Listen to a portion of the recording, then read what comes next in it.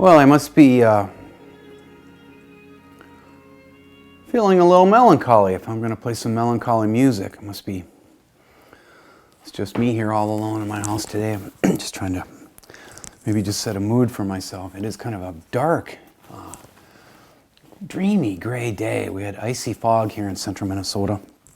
I don't know what it was like this morning in Long Prairie Grey Eagle or down in Austin, Minnesota, where my other students are. But I'm so happy to be here on December 7th.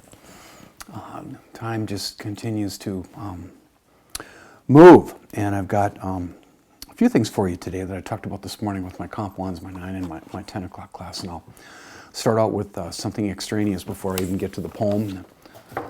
Other things I want to talk with you about today. I want to talk to you about the themes of William Faulkner. Still trying to get you interested in him and his great art, warts and all. He's not an easy artist to go after. And another squirrel. Then we can't have the conversation we did, obviously, this morning. I keep saying that, but I do want to put before you a particular kind of problem. I'm trying to get you to think about your relationship with art, your relationship with different kinds of art. And if you have an interest in it, I'm trying to nudge you towards interrogating what your relationship is with artists. And today I'm going to try to make, at the end of the day, I'm going to make that complicated. Because it can be. We used to say that on Facebook, remember? I'm in a relationship and it's complicated. It never occurred to me to say that to my students this morning. It's because I'm fully awake now. If you are an unmedicated ADHD teacher like me, one of your struggles is you gotta go, wow, is this off topic? And kicking things off today, I think I'd like to go off topic a little bit and speak briefly about a woman who's a friend of mine who gave me some bad news yesterday. I'm doing everything curbside in this nutty pandemic, trying to stay safe at 61. And so like Byerly's curbside, hardware curbside. If I need something from Best Buy, I call and put it on my card. Young people tend to, the essential workers of the world, they bring me out the stuff I need to keep going. But I'm still going to church, and I have a habit. I go like half an hour early and pick out this, I call it the Jeff Johnson pew now. I never sit in front, but I do now because I need to be up front, off in the corner, in front of the St. Joseph statue where I can buy myself like 10 feet of space. And that's probably the most dangerous, risky thing you can do at my age. That's about as Hemingway as I am. But I was sitting out there yesterday, and suddenly I heard some praying in unison coming from the sacristy, and I thought, something's going on in there. And sure enough, my suspicion was correct. Someone was getting, what in my faith tradition we call an anointing. Probably happens in many faith traditions, but church half full, right? Every other pew taped off. And when that was over, about 10 minutes before Mass, a friend of mine, 80-year-old Delrose Smanietz, came out of there and did a beeline towards me. And she had a mask on. I did not, because I take it off once I get to the pew. I don't know if those things work or not. There's a whole politics thing going around that stuff. But she needed to come and tell me something, and I knew it was going to be serious. And she,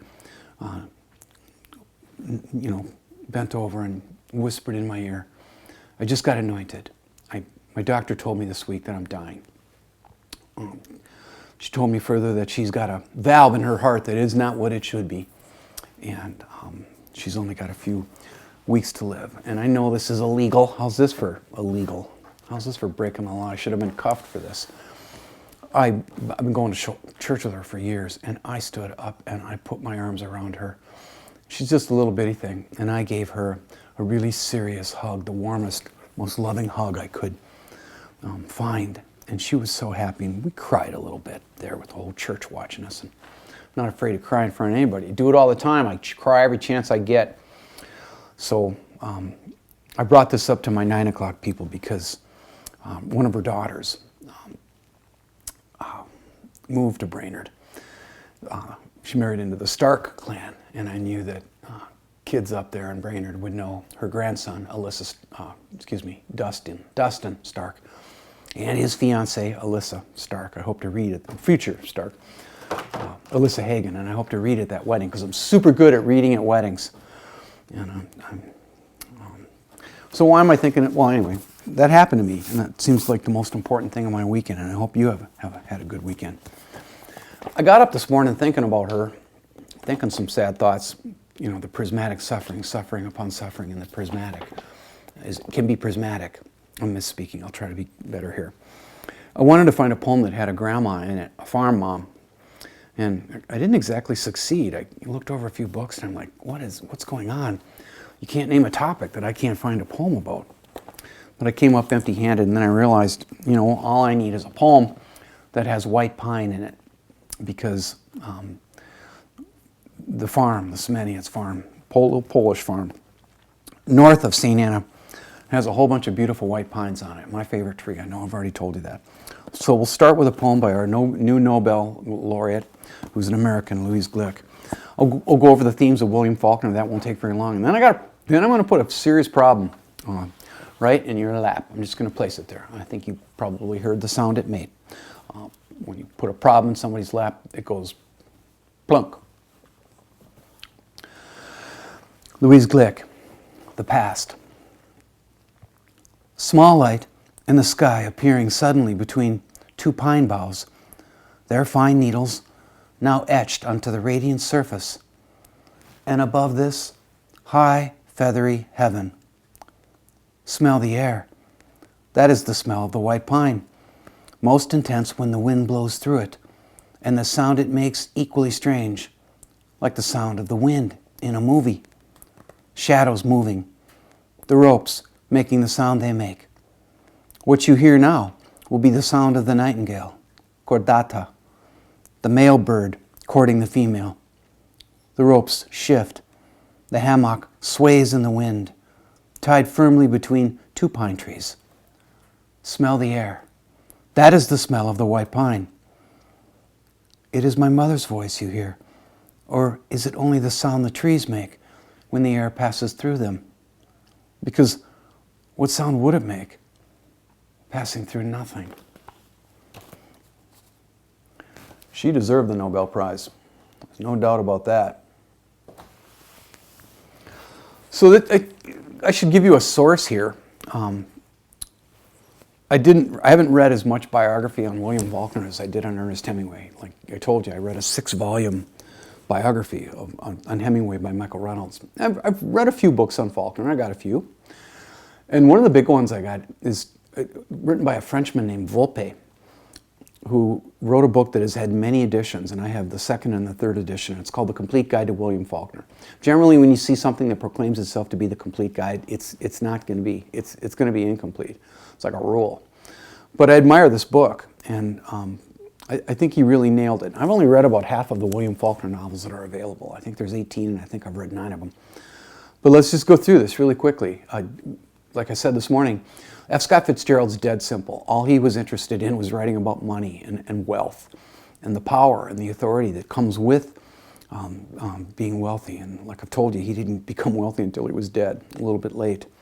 Ernest Hemingway, dead simple. He just wanted to write about danger and fear and raw manly courage, or the lack of it, in the face of that fear. But we can pretty quickly go through Faulkner's themes. They're more numerous, and they are actually a lot more complicated. The first one is the South is cursed. Faulkner believed that the entire regions, families, individuals could be cursed. And the curse, obviously, in what was once a paradise was slavery, right? And it was not a good idea to found a country on the backs of slaves. It was not a good idea to decide that we should own human beings like machines, and yet that happened, and that is affecting us to this minute. We have not conquered race issues in modern society, and in fact, it just seems on bad days like it's running the other way, right? And I know you know what I'm talking about. So Faulkner had that idea that it should be enacted in his literature. To give you some specific examples, come out of the clouds and where the abstract stuff is, There is an amazing character in William Faulkner's story, Go Down Moses, called Quentin Compson. He's the only character that Faulkner sends to school. Nobody else goes to college or university except Quentin. And the day he graduates at Harvard, a friend comes up to him beneath that blue sky, and he says, "Why do you hate the South?" And Quentin says, "I don't hate it. I don't hate it. I don't hate it. I don't hate it. I don't hate it." And he just repeats it again and again and again. He repeats it all day long. He repeats it all the way back to the farm the next day, driving many, many hours. And when he gets home, having left in the middle of the night, he has to confront an idea that his dad puts before him at noon. Maybe you know the importance of this hour. His dad says to him, "You know, a man's life is just the sum of his misfortunes." And Quentin thinks about that for another 3 hours. And at 3 o'clock in the afternoon, he goes behind the barn and blows his brains out, takes his own life. He can't bear to think of that you could just, that a man is just the sum of everything they've done wrong, or the bad stuff that's happened to him. Don't believe that. That's a lie. Faulkner believed it. Faulkner also believed, number two, that modern society is a wasteland. Faulkner had a disinterest, a dislike for gadgets, for advances in the 20th century with technology. I could give you many examples. Probably the most fearsome is the mill, the wood mill, that he has set up in the Bear, and he describes it as a monster, like a machine that has the aspect of monstrosity about it, and it's set up in the middle of the woods, and then it eliminates trees for 100 miles around it, only to be set up in another forest so it can eliminate another 100 miles worth of trees. Faulkner was an early ecologist, a naturalist before it was trendy. He loved the woods and fields of Mississippi. And just had to tell you about that one. Faulkner, excuse me, has a tremendous interest in the young protagonist. And the stuff that happens to us when we're young, the formative experiences. I'm sorry to report to you that he writes mainly of young men like Isaac McCaslin and Joe Christmas and others. And we'll cover that later. There's some problems coming up here. Here's one too. Faulkner had an interest in people who were pariahs, social pariahs. And I'm thinking of the character in A Rose for Emily. Emily Grierson, it's his only attempt at gothic horror. It's a story about a woman who sleeps with a dead guy for 20 years. And she's weird, and the town thinks she's weird, and she's just kind of on her own. I'm thinking of Gail Hightower in Light in August. And why do we do that? You know what I'm talking about. We do this in towns. Usually when I talk about this in Brainerd, I lament the idea that for certain, some ninth grader in Brainerd or Austin or Long Prairie, they're going to be eating their lunch alone. And why do we do that? Why do we push people to the margins and exclude them from our lives and from our world? It's just something about us. We just can't quit. And he liked writing about it. I am very sorry to report to you that Faulkner tended to portray, this is another theme, he tended to portray women as either prostitutes or whores, or spinsters. I know of I've only read about half of the novels, but I only know of one character that William Faulkner wrote about, one woman who was of childbearing age that he wrote about in what we could call a positive and encouraging way, and that's Lena Grove. After that, Faulkner probably needed some kind of therapist, some kind of group, right? Although if he had all the psychoanalytic help and the medications that we have when we're having a hard time these days, we might not have these novels. So I take that back. And probably the strangest idea that I want to put before you about William Faulkner is Faulkner believed that there's no such thing as the past. He thought that the past was always present, or to put it another way, and this is kind of related to Quentin Compson, William Faulkner believed that every single thing that happened to you, everything, is present to you in any given moment. So like when you go to buy an ice cream cone or a sandwich, every single thing that's ever happened to you is brought to bear on that moment. One of the most dramatic sentences in all of his literature is, I think in chapter 5, kicks off chapter 5 in Light in August, which is a novel I'm taking a break from for Honors Lit because it's just too long. It clocks in at 550 pages. And the first sentence of that chapter runs, and I'm reciting it from memory, memory believes before knowing remembers. I'll say that again. Memory believes before knowing remembers. And there's the idea there that especially things that happen to you before you're able to remember them, like when you're 2 and 3.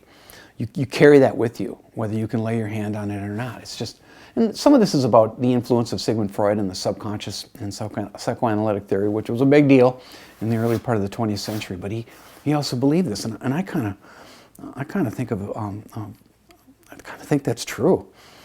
And I'll tell you the last theme. Faulkner loves salt of the earth people. Salt of the earth people, like the woman I threw my arms around yesterday at church, Delrose Semanietz. I love people that just walk out of the corn. I love people that are simple, that live in the country, that may not be very educated, or at least educated and in possession of knowledge like is valued in our society now increasingly. I love such people, and I seek them out. And I don't just want to go to church with them. After this, when I get this done, I'm going to go buy some bird seed, for instance, up at the mill. There's not PhDs waiting for me at the feed mill in Holdingford. There's simple people covered with flour that are running a mill that's been there for 125 years. That's where I'm happy. Yeah, I'm happy hanging out with Billy Collins and all the geniuses that I pick up as poets. But I love simple country people. I wish now I had a clip of me talking to my neighbor, Marvin Niehaus. It's Stearns County English, man. He's a dairy farmer. He's been a dairy farmer all of his life. And that music is that language is nothing but music to me. It's like listening to Mozart or Stravinsky or any other great composer. And when you're reading As I Lay Dying, and I do hope you're reading As I Lay Dying, that's what you're reading about, the Bundrans, and all those people that come forth, Cora, etc. So these are the things that he likes to write about. Half of your final is going to be on As I Lay Dying. I should just give you a business note. The other half is going to be a cream puff question that every one of you is going to be able to answer. So if you get to it, you open that final up. There'll be some questions on As I Lay Dying, like prove that you read it. But believe me, there is a question available that will be half the exam, I promise, half the quiz, that will, as my father would say, will float everyone's boat. We're not going to end with me overwhelming you. We're going to end with you. I should almost tell you the question right now. I changed my mind. I'm going to build suspense. Now, during class today, I read aloud William Faulkner's Nobel Prize address.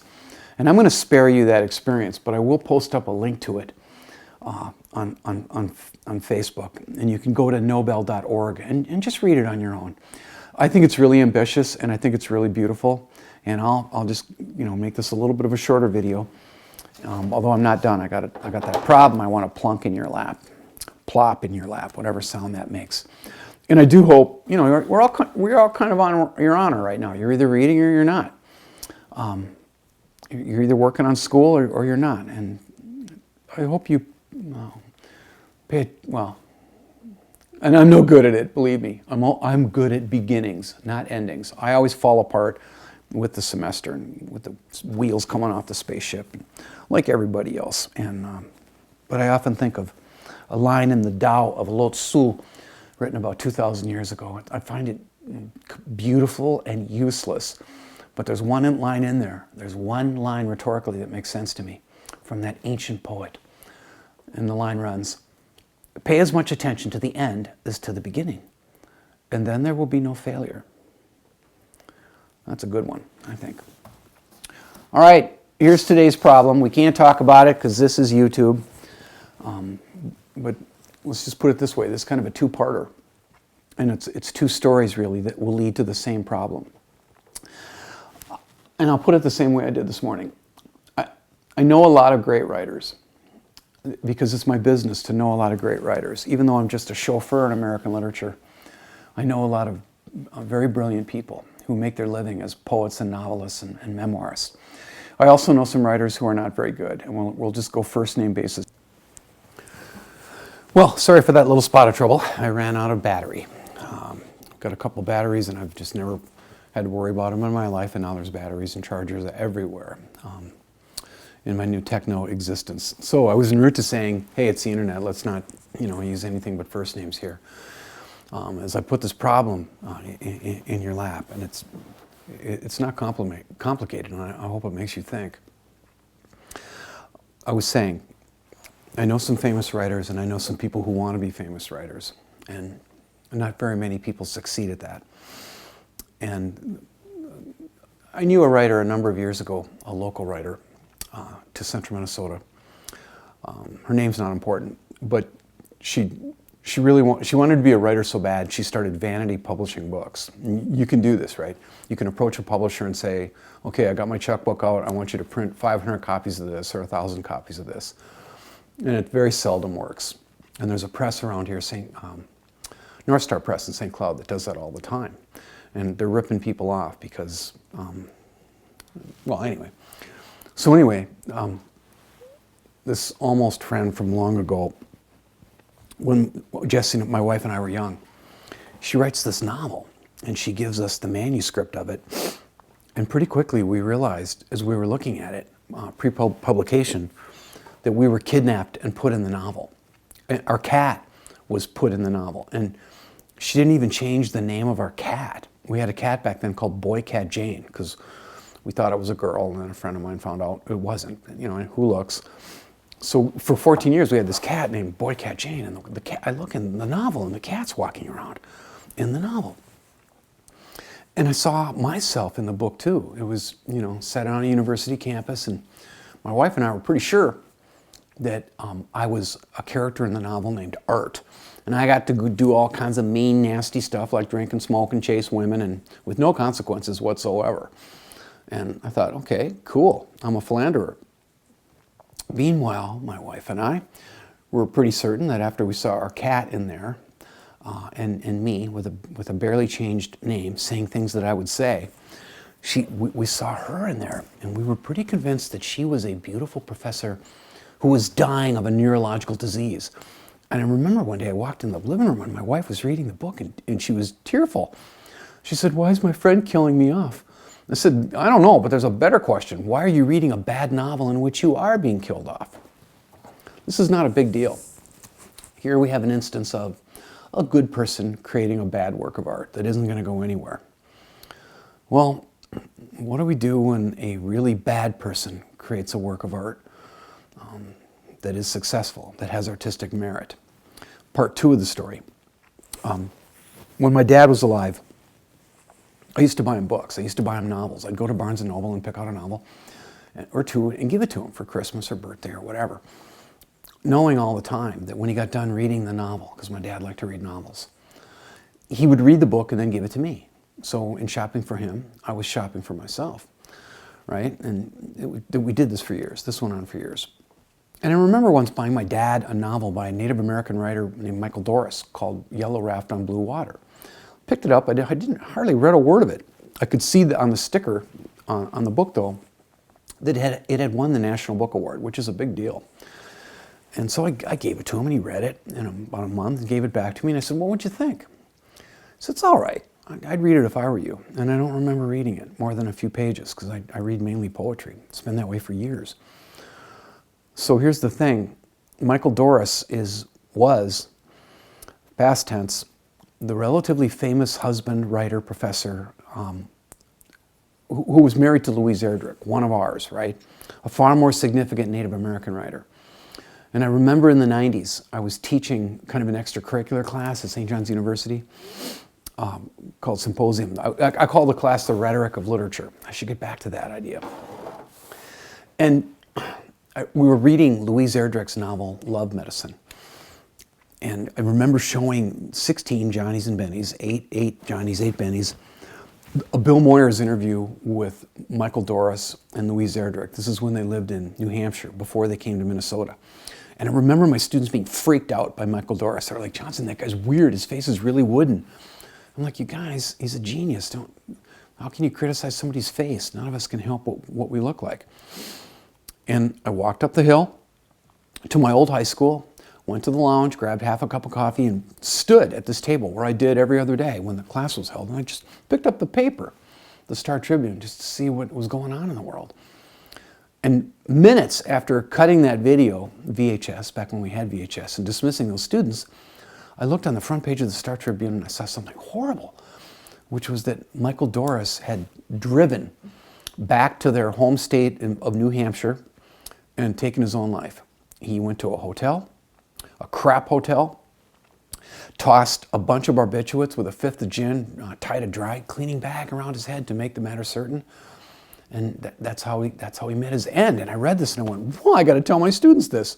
They're not going to believe it. And I went and told them, and I can't even remember what else I talked about that day. This is many years ago. And after that second class, where I gave them that news, and they're like, see, we told you, he is a weirdo. I'm like, you guys, walked up the hill again, picked up the newspaper, and got worse news about Michael Doris. I learned that second day, class met every other day, that he had gone to New Hampshire to take his own life because he figured out somehow that Hennepin County authorities were about to indict him on very serious, endless charges of pedophilia. He had been molesting not only neighbor kids in their Minneapolis neighborhood, but his own children. And to me, that's the end of evil's line. You guys know how much I love children. And it is an unbearable thought to me that a child would be harmed, any child, even once, would be harmed in that way. And Louise Erdrich, she ended up being okay. She got counseling for herself and her children, and she married another dude, started up another story, started up a bookstore. You could Google it. It's called Birch Bark Books. It's in Minneapolis. She remains a major force in American literature, but we got to cut to the problem. With Linda's book, we had a good person writing a bad book and no one's harmed. When I gave the news to those students that day, I went back to my study, my little Zoom room where I shoot most of these vids, and I sat at my desk and I looked up at the shelf and there was that book, Yellow Raft on Blue Water by Michael Doris, and I was so confused. I'm like, and today I asked my students, and we obviously can't talk about it, I said, what would your relationship be with that book? What would you do? And my students were confused by that. They're like, whoa, this is a tough one. What's your relationship with that book, that art? What is your relationship with that artist? Well, probably shot. And we didn't get a lot of great conversation about it because I think they were kind of stymied by the question, but it's worth wondering about. What do we forgive artists for? Look at the books behind me, all the records I have, thousands of records. What art wouldn't I have if I didn't occasionally, well, I can't even finish that sentence. There's examples replete in my head, and I'm not going to make this video any longer by trotting them out, but I had my students, I said, what do you think I did with that book? What's your guess? And they wanted to play the game. And a student who knows me pretty well, an older student, Tamara Peterson, she's taken her second class from me. We were together this spring until Intro to the Humanities got paused along with the rest of the world. She said, Johnson, I'll bet you burned that book. I said, Tamara, that's a horrific idea. That idea is actually the plot premise of Ray Bradbury's Fahrenheit 451. Clayton Pyle started nodding because he knows that book, still taught in high schools. And I messed with her a little bit. I said, do you think I would burn a book? And she didn't back down. She stood her ground. And I told her, you know what, you're right. It blew up last year, so I'm heating with propane, except for my little wood stove here. But a couple times, maybe a couple, 3 times, I had to go out to my old wood boiler because I had a book that I considered to be an object that had evil attached to it. And even though the plot had nothing to do with that, I remember very clearly thinking about it a moment and then going, you're out of here. And if this scandalizes you, see the dean. Contact Kelly McCullough. Because I did indeed go out to my boiler, put some fresh wood in, oak, And I clicked that little fan because I wanted to see the pages of that book rise as ashes into the beautiful bur oaks on my property here. What do you forgive artists, right? I've had to forgive Hemingway a few things. Faulkner too, F. Scott Fitzgerald, Ryan Adams, musician, you're a tough one. Jeff Tweedy, you neglected your family, on and on and on and on. And I just think this problem is worth wondering about a little bit. Better get editing and get over to St. John so you can get your first video in our last week that we get to be together. Don't worry, there's a second semester coming and it's longer. So chin up, head down.